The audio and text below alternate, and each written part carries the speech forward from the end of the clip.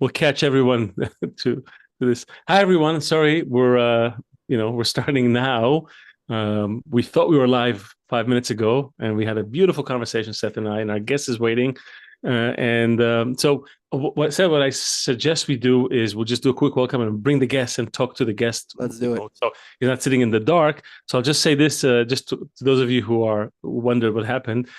So it is our 100th episode. We're really excited to have it. Some things have changed in the world. Not all of them changed in the direction that we, wanted them to change into, but maybe what's happening in the world is making more people ask bigger questions, and that's probably the best thing we can hope for at this point in time. We're putting this mosaic of great people that have joined us, influencers, people, academics, journalists. Really a lot of really amazing, fascinating people, each with a unique story, and they all helped us weigh in on this topic: why there's Jewish hatred after all these years, and what's happening. And I'm very excited to bring today our guest, who happens to also come from the academic world. We've had a few people from academia and the complex relationship with the academia, especially in America these days. But this person in particular, he's an Israeli philosopher and academic, and he focused on Jewish political thought and the challenges of that Jewish communities are facing today. Also in relation to anti-Semitism, pretty much like every, I think, sane Jew today, everything is in relation to anti-Semitism. And he wrote a book called Holiness and Society, where he talks about this concept of holiness and how it can affect various institutions in our society. And I think it would be a great opportunity to talk to someone who just spends a lot of time thinking about this. I think his discipline is called Mosaic philosophy. He'll tell us about that and also what he's doing and his relationship and ideas about anti-Semitism. So let's give a warm welcome to Dr. Ronen Shoval. Hi, Ronen. Hello. I'll mute. Oh, he's still muted? So, thank you for this kind introduction. I mean, it's funny we didn't. I did want to say that I did make a note here that you are. You went to. Did you go to a school in La Défense in France? Yes, in the Sorbonne. Oh, okay. Oh, excellent. So that's what I wanted to say as well. I made a note of that. Look, you heard the first 5 minutes intro that we did. Others were not so lucky. So I'll just say before we start that everyone here is invited to go check out the first 22 episodes of the Jew Function, where we do lay out this. We open the Jewish story really from the time of Abraham to the beginning of the state of Israel, and look at we're looking for historic patterns, and we look at the words of Jewish sages, and we look at network science and how all those things converge to tell a very compelling story, one that's really hard to we haven't found anyone who really was able to contradict everything we were saying. Some of the things we were saying, but not everything. But I do feel that it might relate to what you're doing, and so I want to start with maybe the first question. When I read your bio and what you're working on, it says that you're working on Mosaic philosophy. So what is a Mosaic philosophy? What is, maybe just tell us what that is all about. Sure, I'd love to. If I may, I must think that I might disappoint you, because I don't think I have a good answer for your big question of anti-Semitism. I think that our tradition is saying something interesting, that there is a quote says, "Esav soneh Yaakov," which basically says Esav hates Jacob, and trying to find the psychology or to analyze why it's happening, it's almost seems like a fact of nature, something that you can't explain and it's just there. And we can start thinking about it and try to explain what's the difference between the type of anti-Semitism that we can find in different times and what are the motivations and how we can identify them and give the signs into them. But again and again, we see in history that this pattern is probably part of the story itself, and we need to understand that it's part of in a way that define us in a way that we don't particularly would like to define ourselves, but this is the way that it is, and it's just a fact. So sorry for disappointing. No. First of all, you're not disappointing. You know, we will help you uncover things you may not even know answers you don't even know you have in you. Yeah, the more difficult the challenge is, the better it is for us. So that's okay. So yeah, but really do tell us about what you're doing. You know, this blending sociology, religion. What is this Mosaic philosophy? So when normally we think about political philosophy, and when you read the big books of political philosophy, for example, of Sabin or other great philosophers, they talk a lot about, they start from ancient Greek, Roman, and then move to the Enlightenment. And it seems like that the Jewish tradition doesn't have anything to offer in terms of political philosophy. And I think it's completely wrong.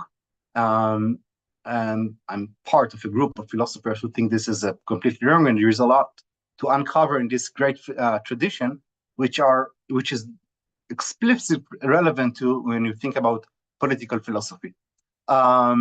So what I'm trying to show, and I think it's really, if we think about State of Israel, it's part of our challenge, because most of the Jewish tradition have developed in the stage of the diaspora, which means we didn't have a state. And because of that, the halacha, the writing of the Jewish people, didn't develop in a state of sovereignty. So, for example, if you think about it, the most important halachic book, Shulchan Aruch, start with the statement, "Itgaber ke'ari le'avodat haboreh." You should wake up as a lion to worship God. That's the first sentence. So, if you think about it, there is a hidden assumption there, which is that you can sleep at night. Okay, but this is not. If you can sleep at night, it means someone is protecting you. So, and we didn't have to deal with those big questions because we didn't have the sovereignty.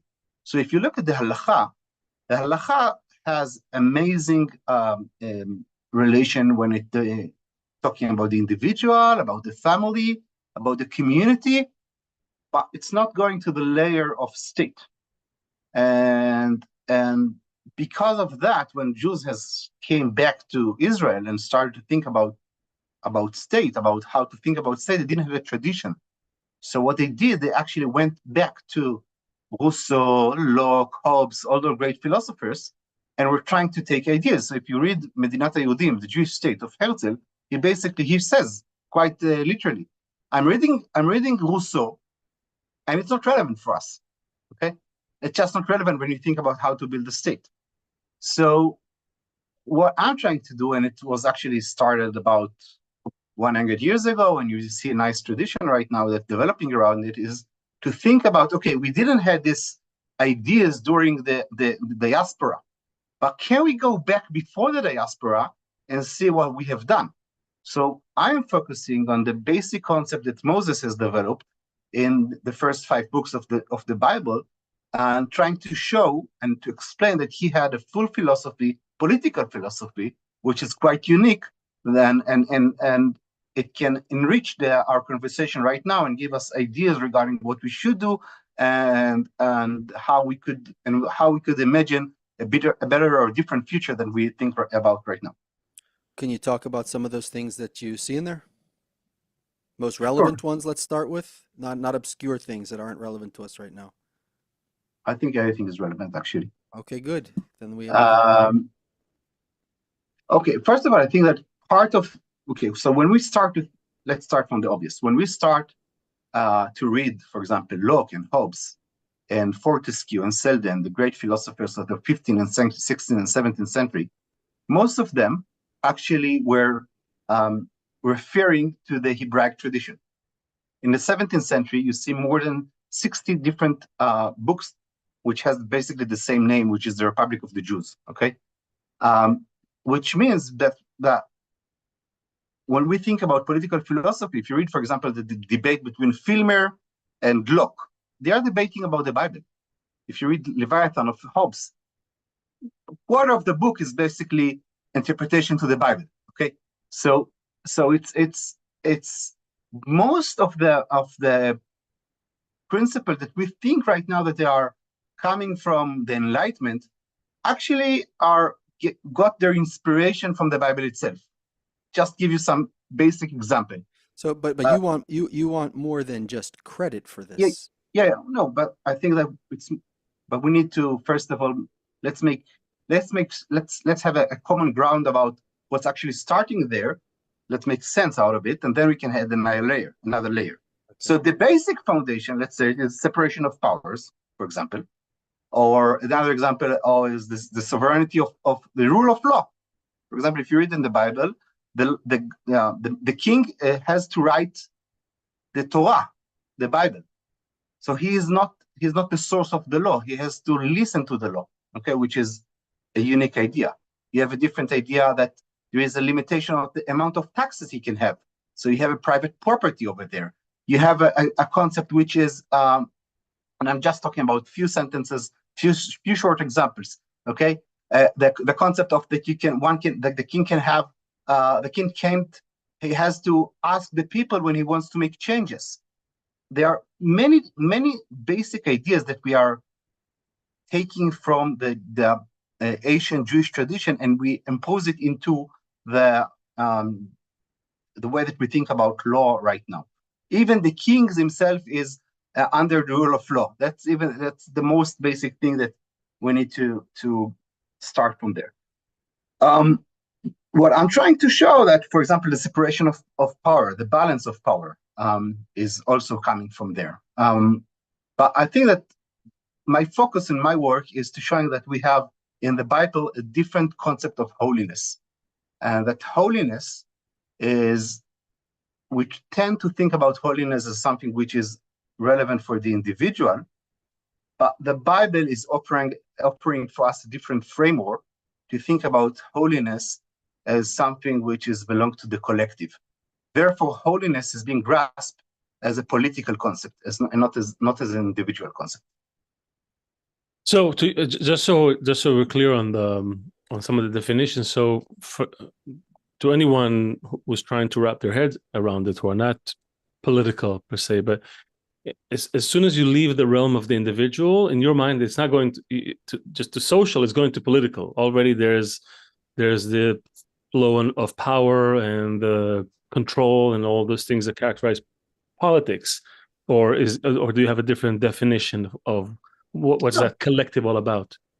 So politics means, let's say in our discussion, something which involves more than, it's a question of how to deal with power, how to deal with justice, how to deal with equality, how to deal with freedom, all those big questions that we always struggle about and debate about are political questions. Okay. Now, I have a question on that. Actually, maybe you can help us out, because this has been sitting on me. Why is it that, in your mind, why is it that, as an individual, most individuals can sort of manage themselves within the context of the society they live in, right? When you go from the individual to the next unit, you get to the family unit. There's not really a lot of politics in the family. Definitely, I mean, not the nuclear family, right? It's governed by slightly different principles. Then when you get into an extended family, or maybe even like a clan or, tribe, there you start to see politics a little bit. And then when you go beyond that, the interplay between groups and individuals versus groups and resources and things that you don't have a sort of direct control over, that's where politics really is at its, at its finest. What changes, maybe, if you can, in that arc from the individual through the family to the... So I have to say I disagree. Okay. Politics doesn't mean something bad. Politics means that you have a concept of justice, and you have a concept of justice in your family, and you have a concept of justice in your clan, and you have a concept of justice in the society. But sometimes we have different concept of justice, and then we can see clashes. When it's small groups, you'll have less clashes by definition. And maybe I can offer you an insight that Friedrich Hayek, the great philosopher and economist, said that we have two kind of orders. a local order and an extended order. Now, in the local order, which is the family, we are all type of communists, okay? You work as hard as you can and you give everything for your kids. Nobody cares. But when you're trying to impose this local order into the extended order, into this society, if you try to use the kind of empathy that you have to your family into the greater society, it will collapse. And the collapse, you have to have a different kind of rules, of sets of rules. And our challenge is how to manage between our empathy and love and basically communist ideas that we fulfill in our families when we are going to the public sphere. But we have a concept of justice which is appearing in both of them. So this is beautiful, because I think, I mean, we get to that intersection a lot in our conversation about this exact clash, because somehow intuitively, as you said, in the family, that system of justice, that inherently intuitive communistic, right, like everybody feels invested in that little collective, right, that works. And then as soon as you leave that, for some reason something changes. And what we're trying to discern is, what changes. And you could tell, if I could chime in and just speed it up a little bit. I think what changes is that I feel that these children are my own. This wife is my own. When I go outside, I don't feel that Klal Yisrael, there's a feeling, for example, that I don't feel that everyone in this nation is mine and I must care for them. So I think as soon as we get beyond feeling that it's mine, as long as it's mine, I'm willing to die for it. If it's not mine, then not. So it's I think we need to think about it maybe as not a zero-sum game, but as a circle in a pond. When you throw a stone and you have different circles, so obviously you feel connected to yourself, and then to your family, and then to your community, and then to your nation, and then to all humanity. Okay, so but sometimes, and I think it's really interesting in Am Yisrael, is that you are willing, because you feel so much connected to other people in time of crisis, one is willing to sacrifice his life for somebody who doesn't know. Okay, I think we all felt it. It happens in all nations, or many nations. I was in New York City after. Okay, maybe not. Israel's very, very small, but the phenomenon exists. I remember the feeling in New York City after 9/11. It's not the whole nation, but everybody. I know it's a phenomena that you mentioned, but I was in October 7th in Princeton, where I was teaching. And in October 8th, when I took the plane back to Israel, the plane was packed with soldiers who came all over the world and were fighting to get on the plane back to Israel in order to fight and help their brothers and sisters. I think that the kind of arvut feeling that we have in Am Yisrael is outstanding. And I think what's interesting about it, I remember that I was speaking in my community on October 7th in New Jersey. And I was asked by one of the people over there, tell me, did the army call you? And I told them something very, of course, nobody called me. No, the army didn't call me, didn't have my American cell number, okay? But of course they called me. And if you didn't hear the calling, it's because you're deaf. Because they're calling all of us, okay? My brother and my sisters, which I never met, from Sderot and Be'eri and Kfar Aza, were calling all of us, okay? That's a call. And the only question is, are your ears are open to this call of help? And I feel all of Am Yisrael. I'll tell you another story, okay? When in 67, we have a story in our family that my grandma, who wasn't rich in any, she was quite poor. She was living in Argentina, and she sold all her jewelry, and in 67, before the war, and sent it to the Israeli embassy to help the Jewish people. Okay, she sold her everything, her ring from the wedding. Okay, because you have this huge feeling of Klal Yisrael that you have to help. And as much as I would like to say that this is a common phenomena in many nations, I think that we have something which is in a way above normal here. and the amount of sacrifice that people are doing is something that we cannot take for granted. We agree wholeheartedly. Yeah, and this we is just for wanted, 4 years. This is all we've been talking about. Yeah, we just wanted to give you a hard time to see, you know. What we really want. It's beautiful, actually. When you said arvut, I mean, it's one of the words we're constantly talking about. We're trying. What we want to do, though, here is we want to slice away every possible thing that is not getting us there. So a lot of the questions. I want to before just you know, one point that the difference between Jews and the nations of the world, because we started the conversation. You said I don't know if I have an answer to your big question about anti-Semitism, and I would argue that what you just said is at the heart of this unique attitude that we get from the nations of the world. The fact that you can be, you know, on the other side of the planet, and you can feel the call, as you say, right? And your grandma felt the call back then, and Jews feel that calling, sadly, mostly when things get really tough. But not only that feeling of that common call, only Jews have it. The nations of the world don't have it. And I'm not just talking about the identity and genetics. You know, there are Jews that are mixed among the nations of the world, but anyone who's really doesn't have that you know, that point in the heart, as we call it, awakened to feel part of this, they lack it. And they either are afraid of it or resent it, or, as we say, you know, in the case of anti-Semitism, they look up to the Jews to activate that and actually apply it generously, not only when it's bad for the Jews, but at all times to show an example to the rest of the world. And we don't do it, and that's the source of anti-Semitism. So it's actually, that's the point. We sort of live with it naturally. It's like, that's what, yeah, we feel it. And they don't have it. The Esau question at the beginning, if we understand what the big picture is, then all of these characters fit into how it unfolds and what the purpose of it is. If I want to walk right, you know, one leg has to move back. If I want to walk forward, you know, one leg is moving backwards and then the other one is moving backwards. For example, you want to build a building. Somebody walks by and says, "You're digging a hole. Why are you so stupid? Why are you digging a hole? Aren't you trying to build a building?" But if you understand the whole process, there's nothing wrong with digging a hole. It's part of the process. So maybe what is important for us to deal with right now in the conversation is, what is the goal of this nation? If everything goes right, if we understand all this, then who are we, and what are we aiming for? Where are we headed?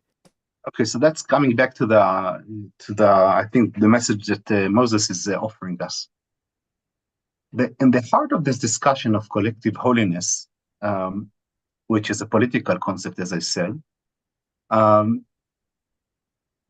concept is basically trying to tell us that we should be a light into the nation, and I would like to explain what it means. Light into the nation means to have a kind of inspiration by giving an example. So if we think about, let's play a game, Leo, okay? And so I'm going to say a state, and you're going to tell me the first thing that comes into mind, okay? Let's start. Brazil. Soccer, Carnival. football. Soccer. Carnival, okay. football. Okay. Italy. Pizza. America. So many terrible things come to mind. Capitalism. Okay, let's say. So I think that the message is here, when one think about Israel, he'll have morality. That's the concept. But morality, not on the basis of other nation, but a unique type of morality that gets its inspiration. Can we change the word? Do we have to say morality? It's so loaded. Yeah, it's so relative. We want to say something more objective. So I wanted to say morality, which by Moses is a type of morality which is based on God, which is not subjective. Okay.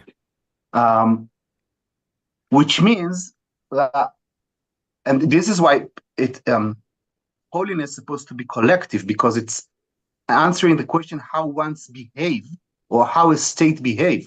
So, for example, let's think about, we have a problem with how to, between capitalism and socialism, okay? We have two major perspectives about economics. So the Bible is offering us a third theory, It's called a jubilee. Okay. What's it called? A jubilee, Yovel. Oh, jubilee. Yeah. Which is a different system. We need to think about, and if you read about, for example, when Jabotinsky is writing a great essay, how can we fulfill jubilee in our generation, which is we are not living anymore in agricultural culture. Okay, so all those big questions of how does economics look like, we should have a different example, which is not capitalism or socialism. We should have our own way, which is based from a different source, and we should build a society around those things. And this society, by behaving in a certain way, will be an inspiration, a light into the nation to other societies, how they can behave. So what are the few things that this nation has to have? Yeah. Let's get down to brass tacks. What has to be happening in the society? Besides forgiving credit cards every 50 years, like what else? No, but again, it's this is our challenge, I think. Hold on. So just to package it easily, so give us a few of these principles, these core pillars of this society as you describe it, because it sounds beautiful, and what are the obstacles to getting there? So we know what we. Okay, this is our problem and our challenge as Jews living in Israel, that live inside a tradition that didn't develop the answer to those big questions. Okay, we didn't develop the answers because we were living in a time of diaspora. And if you're reading the Talmud, you don't have Masechet Ilchot Medina. You don't have the book that asks these big questions. You don't have the questions about tax. You don't have the answers of what does it mean to have a Jewish state. So this is the role of our generation, is to write those big questions and to think about them. So I have started to do my little work, and then there are other people who are doing their small little works about it. But it's if you think about the Talmud, it's a work of many generations that developed it. So I think that we are right now on 75 years. Okay, we have enough time right now to start to ask those big questions and get inspiration from our tradition and from our heritage, and to build this new layer, new floor of ideas, which are in a way more authentic. And maybe I have some examples, but I think that they are. I want to be honest. They are lame. Okay, they're not fully developed. Okay, so for example, if we think about the way that Israel, one of the big things that we are right now, I think, being a light into the nation, is how to deal with terror. Okay, how to fight the war. Okay, so I think that the way that the IDF is behaving and having this enormous challenge, we are facing challenges, and the fact that we have decided to deal with them in a certain way can inspire other nations how to deal with terrorism. Okay, the problem of anti-Semitism that we have right now in Europe with radical Islam, we are facing these issues since the day that we have created. So maybe we can give. I remember after 9/11 in America, every time you went into a plane, they checked everyone. Okay, because they felt it was a moral question. Can you specific individual was suspicious, or you need to check 100% of the people? So since we are facing these challenges for a long time, we have developed a certain way which is not the Western way, it's the Jewish way, and maybe this unique way can inspire other people, another nation, how to behave. It's with a question mark. I'm not sure, but that's the goal. There's so many other questions that go along with everything you said. I mean, and it just kind of fits perfectly with everything that we're talking about. I have a side question here.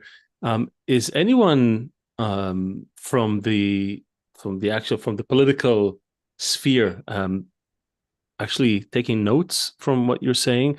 And I don't mean necessarily maybe right this second. Right now we're still in a war, so all eyes are on the soldiers on the ground. Very little bandwidth for other things. But generally speaking, do you find that you have ears to talk to with these kind of thoughts? I don't think it's a question for politicians. Politicians need to have concrete answers for those big questions. But if I'm asking myself, what is a Jewish foreign minister? What is a Jewish educational minister? I don't think that we didn't develop the answers. Okay? This is the task of the Israelis themselves, of the Jewish world, to think about those big questions.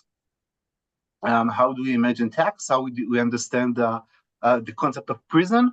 How do we understand every big political questions? It's something that we need to start to reflect. Right now, we just copy paste from other nations, but do we have a different answer? And I think this is the call, to look for the answers. At the end of the road, maybe 300 years from today, we'll have answers for politicians. But let's be more modest at the moment. I think we still need to understand what are the questions. I don't think we have 300 years, my friend. I'm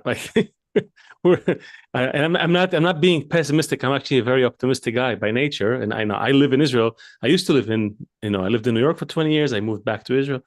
I'm here, and I don't think the external threat is a problem. I feel like the internal friction is poses a greater danger. And I hear, but Lou, I'll have to give you two perspectives here. Okay. First, when we came for the first time to Eretz Israel, our temple was in Shiloh, not in Jerusalem, and it took, I think, 400 years before it moved to Jerusalem. So it's okay. We have time. We have a long history. We should be patient. The second thing I want to tell you is, I think that not only that the religious, I think that this kind of conversation that we are having is a conversation that both religious and secular are afraid of. Secular are afraid of, what are you bringing us, Moses concept and guide and so on. And religious, every time I'm speaking with them about the political concept from the Bible, it seems like they still think about the Bible only as, or most of them think about the Bible as someone who's have a great message for the individual, but they don't see the concept, how it's relevant for the state. So I think that we have to mature as a people before we can develop those answers, and we have to accept. Where in the society is the low-hanging fruit? Where in the society? So I think who are these people that will be ready to have this conversation? Who's ripe? Yeah. Okay, so we saw. It's interesting. So you see, many in Israel. You can have this conversation in Mechinot Gam Tzvayot sometimes, which is pre-army organizations. So you can have a nice conversation with philosophers. Some philosophers understand it, and I'm happy to speak about it. People like Yoram Chazoni, Avital Levi, Ofira Ivri, Asaf Malach. I can drop name in another. So it's a discussion that's happening inside some part of the academia or of philosophers who write about those topics. And you have this kind of discussion also coming from historically people like Israel Eldad, Shabtai Ben-Dov. I think basically you can see a lot of discussion about it at the beginning of the state, and in this generation you can see it in some of the religious, the Zion religious movement speaking about it. So there is a buzz, but the buzz is there is a huge gap between speaking about it and actually, and people write some papers about it and have some events about it, but it's still, when I published my book, Ofira Ivri, one of my colleagues in this topic, said, and you have obviously, Professor Shmuel Trigano. So, but he said, Ofir said, this is the most important book that was published this year about this topic. And the reason it's so important and the most important book, because it's the only book that was about this topic. So, yes, we still have a lot of work to do. You mentioned the ripples before. Yeah. Also, when you look at Israel compared to the world, you know, when you look at that, people, first of all, I don't think people can comprehend when you look at that big map of all the Muslim nations and the one Jewish nation. It's like a pinpoint.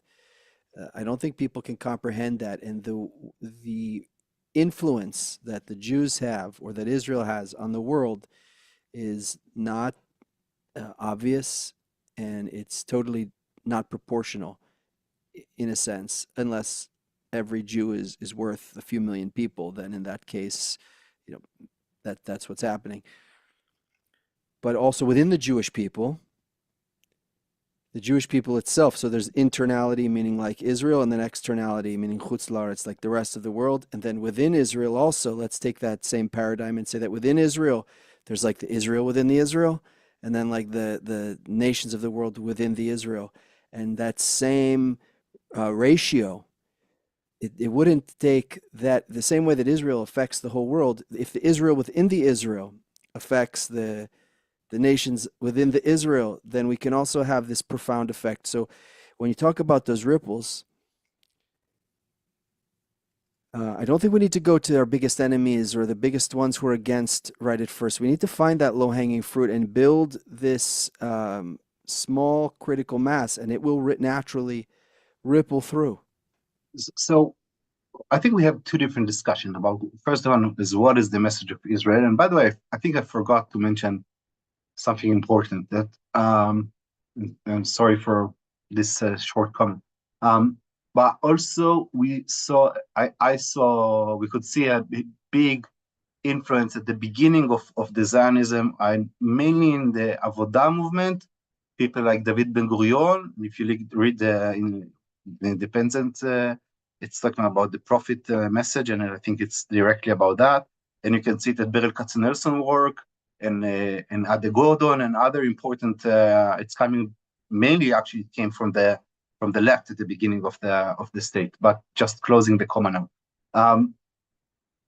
Regarding your question, I think we have to distinguish between two things. One of it is what is Israel message, and this is a kind of work that we have to develop by ourselves.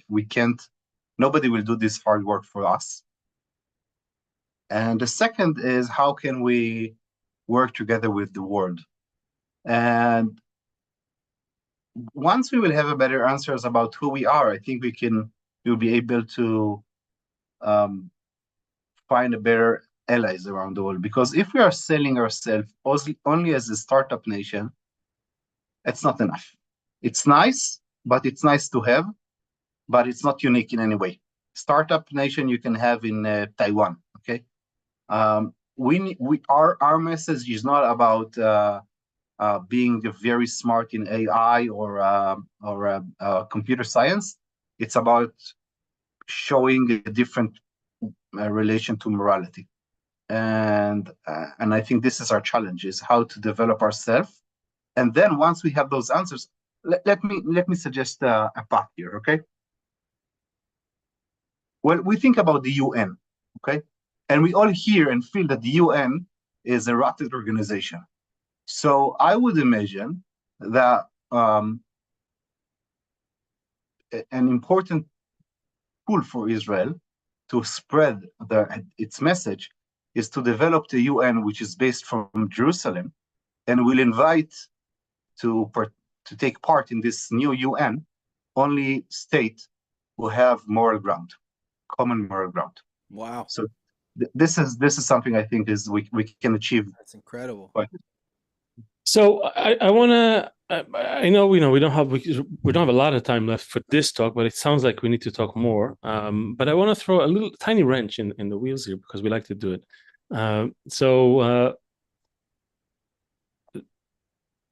Believe it or not, or actually you will believe it, but some of our listeners may not believe it. But as you said, a lot of those ideas are the sages. Our sages do talk about them. And I just realized, just told me, wait, it's Mosaic philosophy for Moses, not because it's a Mosaic, but it's also a Mosaic as well. But it made me realize that that's what we're talking about. But I was referring to Moses, definitely. What's that? I was referring to Moses, yeah. Yeah, no. We sort of, the penny dropped halfway through the conversation. But the point was that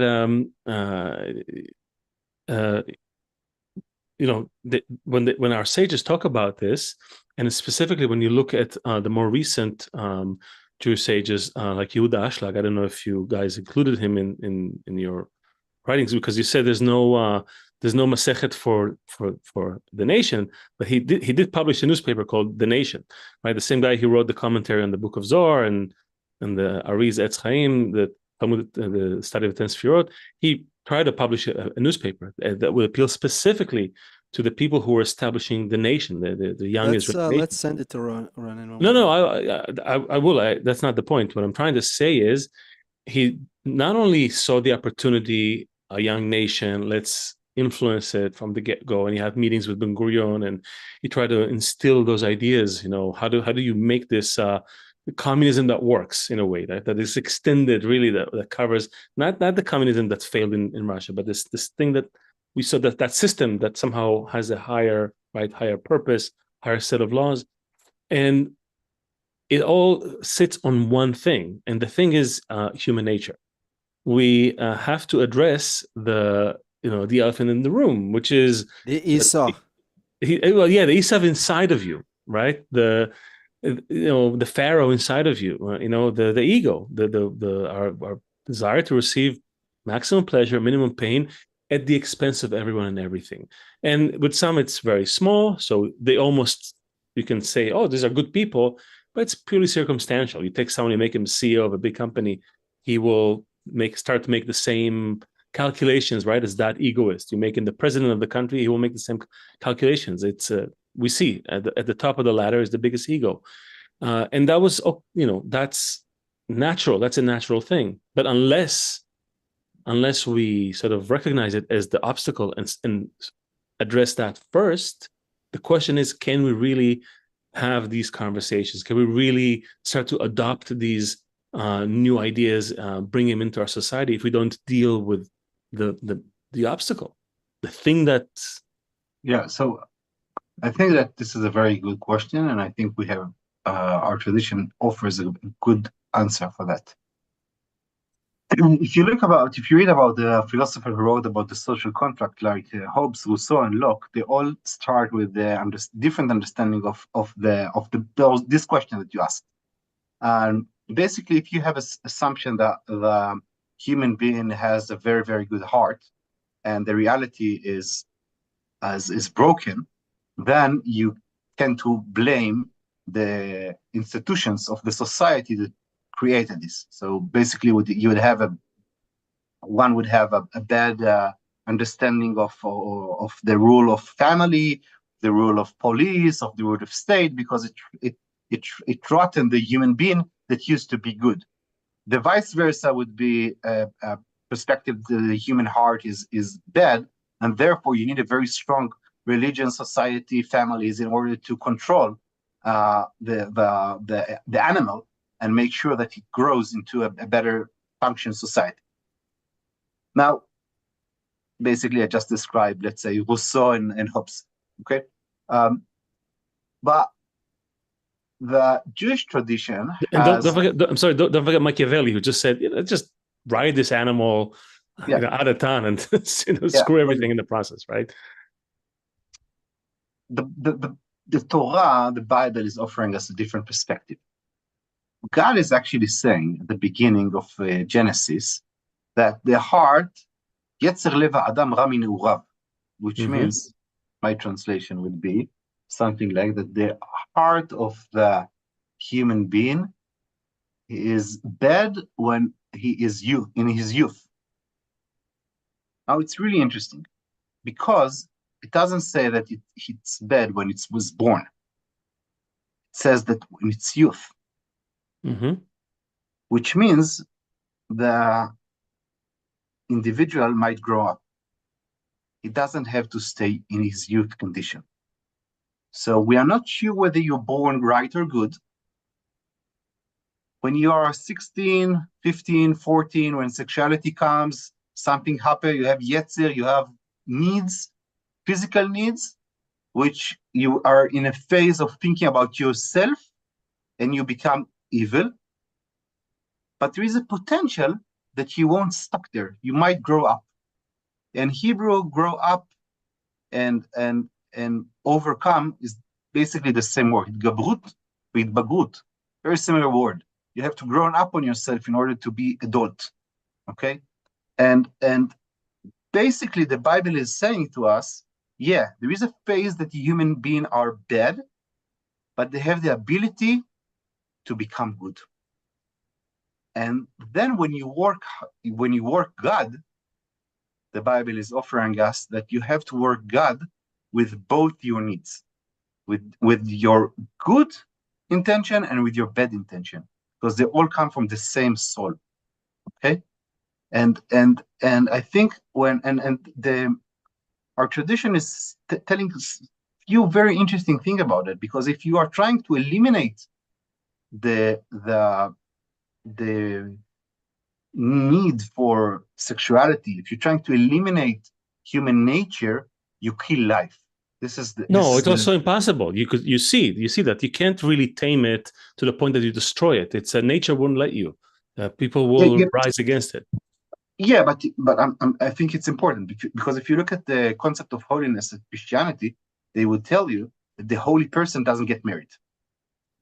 Okay. Yeah, actually, in most religions, it's about suppressing the ego in one way or another. Don't touch this, don't eat that.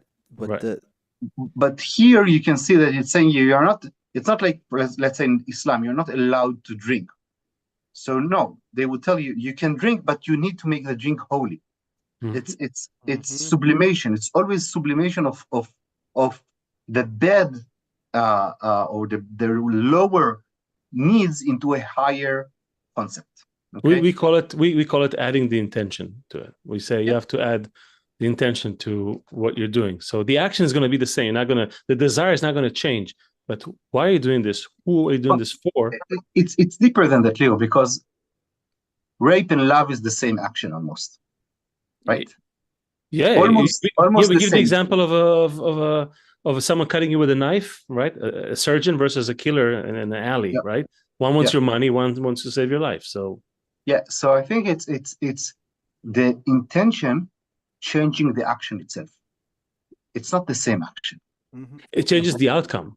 Same action. It changes the outcome. I mean, you can get granular. You can say obviously but you know. I think that it changes the nature of the action itself. It's even if it looks the same, it's not the same, because you have a different context with reality.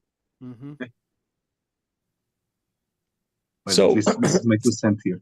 So no. So this is good. So look, we have to come to close. I'm debating between a couple of different. We usually let our guests read a quote from the sources, and I'm thinking of a quote to get you. So we'll ask you one more question. I will ask actually one preceding question, and that is, it sounds, and especially when you sort of zeroed in on the. A person is born almost like neutral, and then he sort of develops into this, he grows into this egoist, but he can maybe continue to grow out of it, or to use the new words that we just discussed, he can grow and learn how to use his egoism in the right way, his desires, his actions in the right way. It sounds like this needs an education system for everyone, from the littlest to the oldest. Is this something that you guys are discussing? Is this inside this package of yours, or is this a challenge for someone else? Can tell you that there are some discussion about it, but I think it's still a long process ahead of us. I think that the educational system has a lot of challenges here in Israel, and well, I wouldn't like to say it's completely broken, because we see the outcome of this generation. When it was matter, they excelled in the higher test possible, which was October 7th, and the aftermath. But I still think that in terms of what we can achieve, I think that we have a huge potential which is unfulfilled at the moment and need to be fulfilled.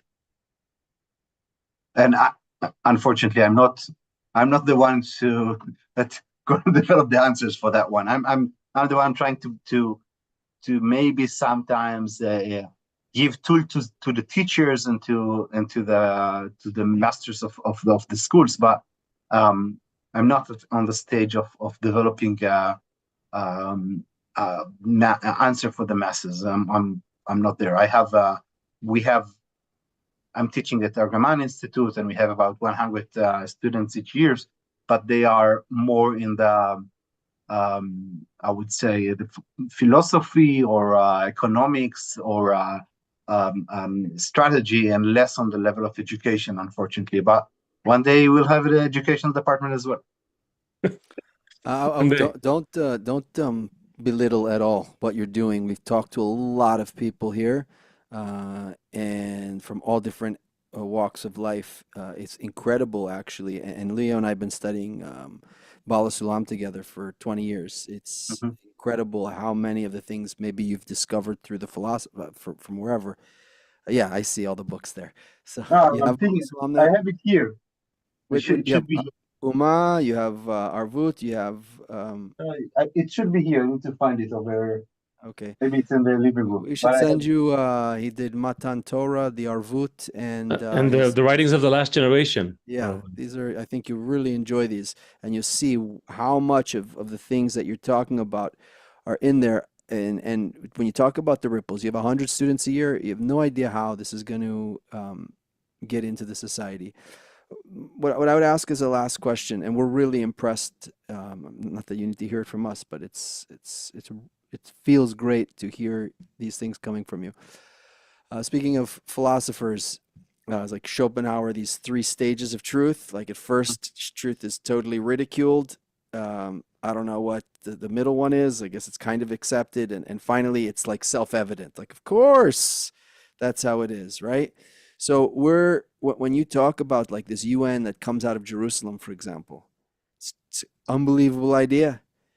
You know, when we talk about morality, this Jewish nation that has its own morality, not based on Greek or Roman or something else. Problem is, at the end, it'll be self-evident. Of course, nation shouldn't lift sword against nation.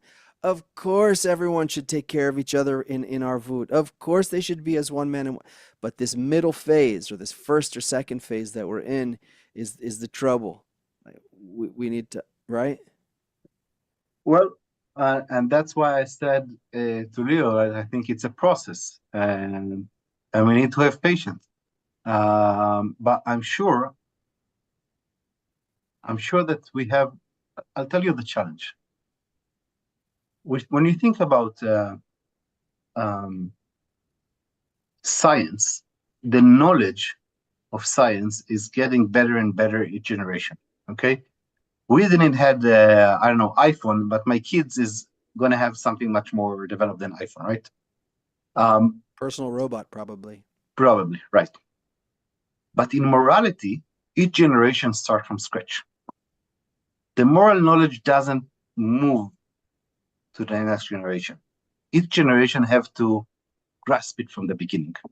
And even more than that, each generation, since kids are coming to the world, each generation we are being conquered by barbarians, which are the kids. Okay, we have no moral, and we need to give them the tools, the ability, all the things that we learn for generation and generation, and we need to give it to them. And it's a huge task. Okay, but the thing with this task, we don't have shortcuts. We can't have shortcuts. Okay, and we saw the moral as a potential not only to go forward but also to go backward. Okay, this is our fact of life, but I am optimistic in the sense that I believe that we have a set of assumptions which allow us, in the name of the book of the Ashlag, the Sulam, and also Eldad wrote his big book is the Sulam, concept of Sulam Yaakov, which means we have, if you remember, also the Rambam is talking about it. We have angels that going up and down. if you think about it, angels should make the other way around. They were supposed to go from, they were supposed to be up, and they're supposed to first go down and only then up. So what does it tell us? It tells us that each of us is an angel, have an opportunity to go up in the ladder, grasp those big ideas, and then go down and give those ideas to humanity. And I think this is our challenge as the Jewish nation, to believe that we have the ability to go up, but to remember that our role at the end of the day is to take those big ideas and make sure that they are going down and are giving light into the nation themselves. Incredible. It's like a glass of water in the desert. It's beautiful. Yeah.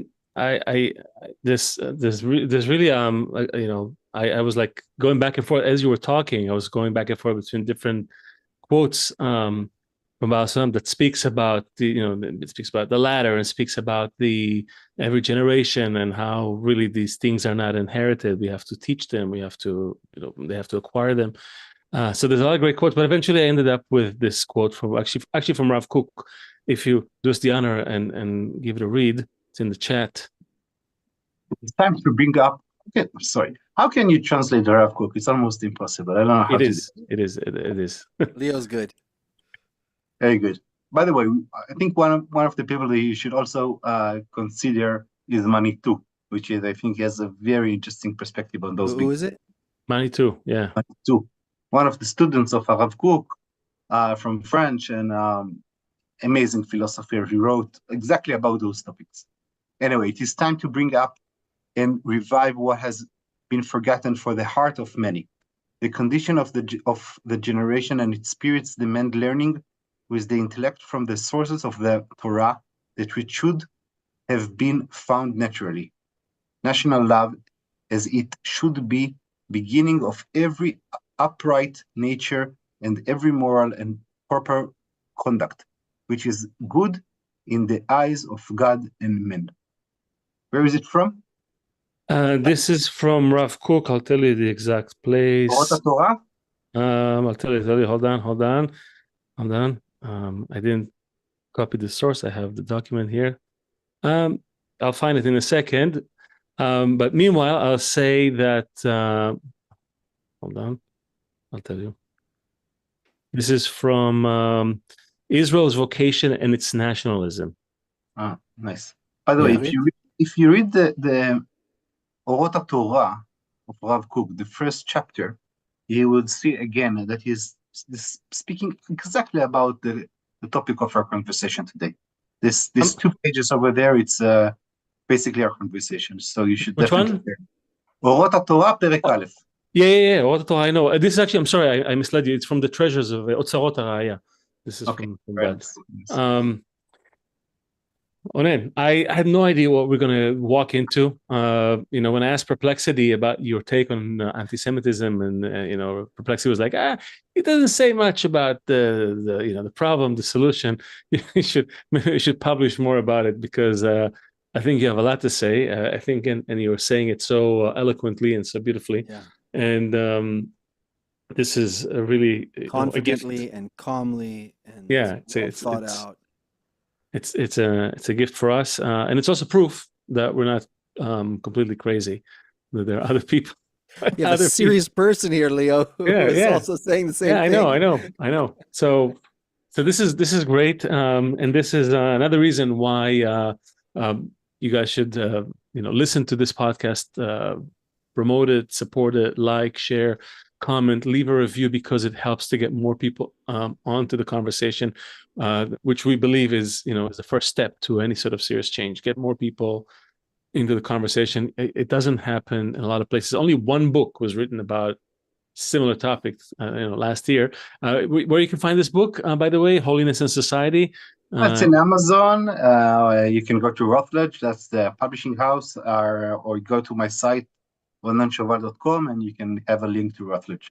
Excellent. And if you put in the code, the Jew function, you get absolutely no discount, but it just feels fun to put in a code. We are thrilled. We were thrilled to have you, and we will be thrilled to have you again. Onen. Love to come. Thank you so much. Definitely, maybe after some time, tell us how, if someone actually, read it, what they said about it. We would love to. We'd love to know. I think this is the doorway to the future, because if we don't have these conversations, we end up doing, terrible things to each other, and, forget about the rest of that story. We know how that goes. So, thank you. Thank you for being with us. We are the Jew Function, and we'll see everyone in our next show. I don't know if next week, but just stay tuned. We have a lot of great shows coming up. This was, by the way, our 100th show. So, we are committed to this process. Thanks, Ronen. Thank you so much. Great night. Take care. Talk soon. This is the Jew Function. Bye. Bye, everyone.